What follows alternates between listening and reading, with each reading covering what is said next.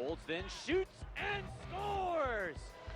Zegras able to find it under the shoulder of Rodriguez. Earlier, we mentioned Trevor Zegras' promotion to the Anaheim Ducks.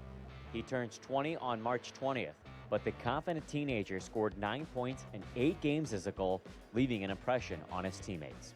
When you have a kid like that who has as much confidence as he does, you try to handle him a little bit differently, and that's what fuels him to be who he is on the ice. Obviously, there's things that he'll learn here in pro that you can't do on and off the ice, but no, I think you try and make that part of him grow and use that confidence as fuel for him. Me! Just talk to me. Hey, great face-off play there, huh? That was perfect. Is that in? Yeah, baby.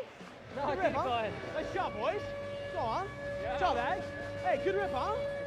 We're gracious enough to be joined by forward Trevor Zegras, and I want to dip back into your childhood a little bit. And when you were growing up, what influenced you to join the sport of hockey? Was there anything that was involved in your early childhood that made you want to jump on the ice, or anybody that kind of guided you to strap on the skates and start playing hockey?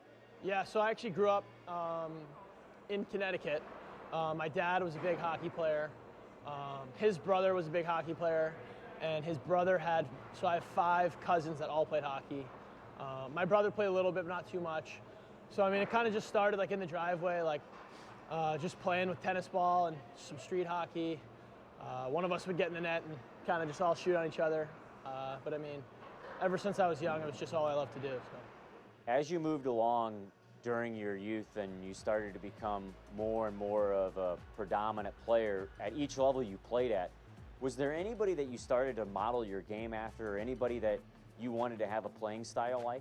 Yeah, it was probably Patrick Kane, I'd say. I mean, I just remember just being glued to the TV whenever he was playing, or watching his highlights on YouTube, or anything. I was actually lucky enough when I was, I'd say probably like 10 years old, I was actually in Chicago for a hockey tournament. And I got to go to one of the games and sit in his stall. I still have a photo from that day, which was pretty cool. But I'd definitely say Patrick Kane. When you're playing at the World Junior Tournament and you actually don the red, white, and the blue in that USA jersey, I mean, how much of a special moment is that? How cool is that to wear that jersey?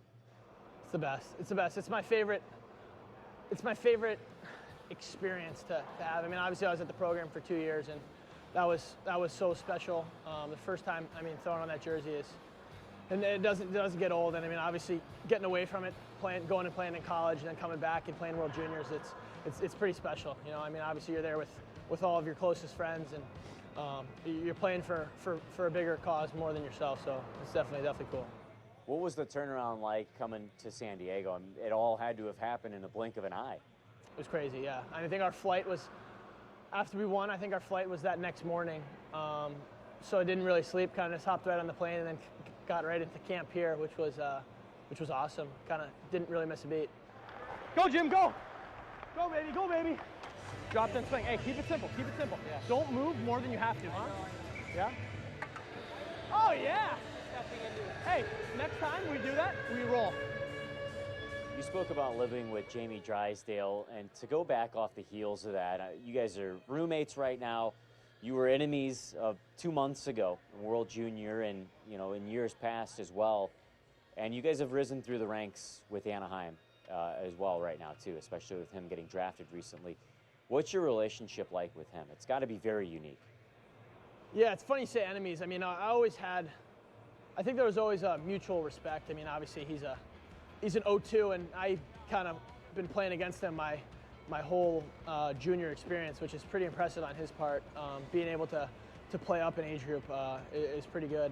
And I always respected his game. I mean, ever since I saw him at my first World Juniors, I mean, he was dynamite. The way he skates and the way he makes plays, I was always a big fan of his game. And lucky enough, the Ducks drafted him 6th overall, and I was sitting on my couch. I was the happiest guy, just because he's so dynamic and so easy to play with.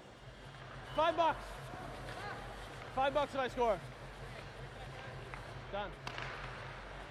Like when that guy's coming out at us, me and you have so much time that if you wait for me to get in the one-timer position, dude, it's game over. Hey, go end wall with that thing, end wall. Hey, are we doing shark or shark? Hey, shark. You're gonna get it, rip it. Hey, go inside push and then look to get in front of the net. I'm gonna throw a sifter at you, all right? Where? I'm gonna come Over up top? here and I'm gonna come over top, okay?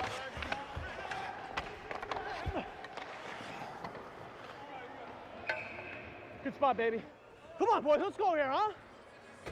Now that you're here at the pro level, what's your comfortability level like? And does it really faze you that you're a rookie? Not really. I don't think that ever really crosses my mind or bogs me down. I mean, I kind of just go out there and work hard and make plays and help my teammates in any way I can.